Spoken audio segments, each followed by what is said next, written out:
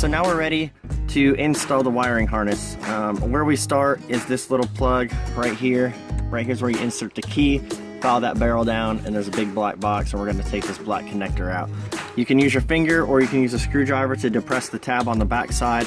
I usually just kind of finagle my finger back in there, unplug it, and then you're going to take our T-harness, plug in the factory connector into our mating connector, and then take our factory style, plug it back in to the box. Just be aware of where you unscrewed that center screw right here, so when you put the shroud back on, you're not going to pinch any of the harnesses. Alright, so I got everything zip tied nice and neat down here. We have our harness hanging out down underneath the dash. At this point, you can program the module if you're not concerned with parking light activation during remote start, and then you are good to go. You can zip tie it up and you're done.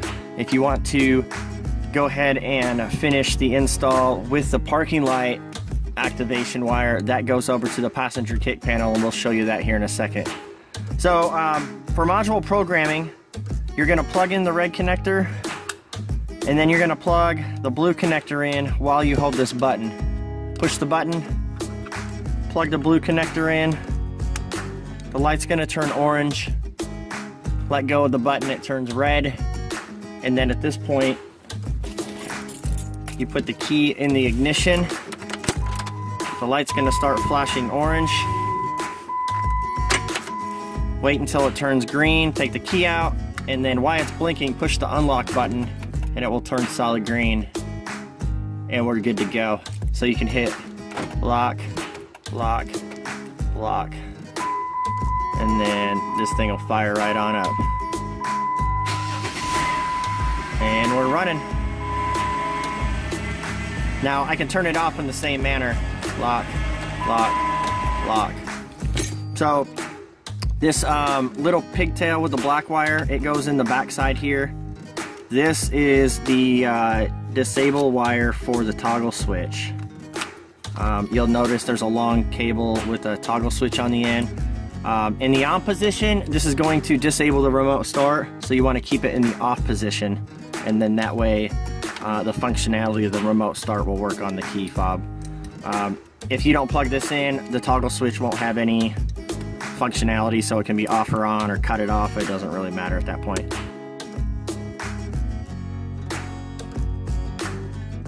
Moving on to the parking light wire install that goes to the passenger kick panel, we're going to go ahead and take the harness and insert the supplied relay into the socket. It's only going to go in one way. Once you have the relay installed, we're going to hook up our white wire that came in the parking light packet. What I did was I ran it back through here, all the way back in the corner, and it comes out over here, and you can't probably see it. Oh yeah, there it is. I put a zip tie around it to hold it right here. You don't want it to get loose or get wrapped around the gas pedal by any means. You're gonna see what I did here is I grabbed this long zip tie that you would find at like Lowe's or Home Depot. It's used for HVAC vents in like an attic of your house. I cut the head of it off, the part where it zips into, and then I just put a little piece of electrical tape on it. And what we do is you just take the other end of it and you stick it right back through here, and then you can fish it over to the passenger side. Once you pull it through on the passenger side, we're going to go ahead and tuck it underneath this carpet all the way over to this bundle of wire, which we're going to tap into for parking lights. One thing you'll note, these little plastic nuts right here, there's two of them. Just go ahead and unscrew them. And then you can run your wire all the way back underneath, because you can pull this out away from there. So as you can see, I already have the wire ran over here. The two plastic nuts are right here. And then just go ahead and push them back on. And then we will tap into our parking light wire. Alright guys, so in this bundle, you're looking for a white wire with a purple line. So we call that a tracer. So it's a white wire with a purple tracer. It's actually this one right here. I don't know what he's got. It looks like a little security type system or anti-theft device, but he's already tapped into it. So I'm going to show you how to tap this wire.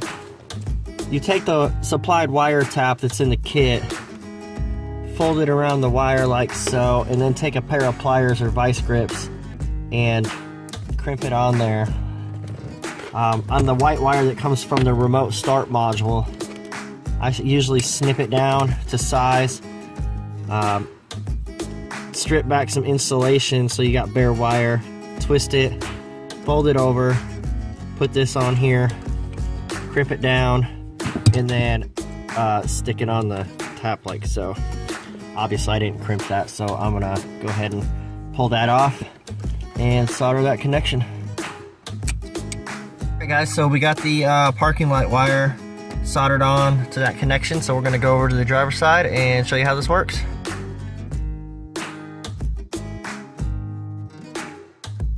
Yeah, so we got the Jeep all finished up. I got everything just laying down on the floorboard right now so we can make sure everything works before we button it up. So on the factory key, you're gonna push the lock button 3 times. So hit it 1, 2, 3. Give it a second and she'll fire up.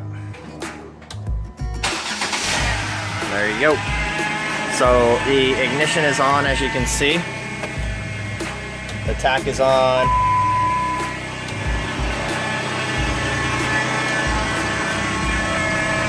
The parking lights are illuminated. And then when you come out to the vehicle, you push the unlock button to get in. And to be able to drive off, what you need to do is put the key in the ignition, turn it forward, and then push the brake, and you can pull it out apart and just drive off now.